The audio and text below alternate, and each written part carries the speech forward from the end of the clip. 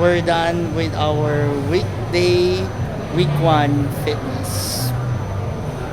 Sa pagtatapos ng linggong ito, natutunan natin na kailangan be silent. Kahit sabihin natin masyadong mahirap, pero we need to be silent to this day.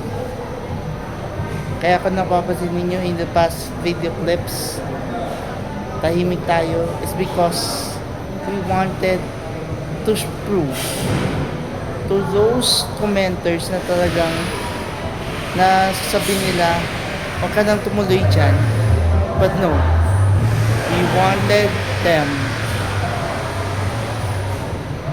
we want to prove to them na hindi naman nila kailangan ng compliment nila eh. We are here to document everything in order for us to keep fit and to be healthy at all times. So that completes our day 5 of 19. This is JM saying you're part of the conversation and be consistent at all times. See you around on our next week's adventure. Pahinga muna tayo ng weekend siguro, but we will continue our journey with our day 6 and day 7 kung saan man tayo dalhin ng ating mapa.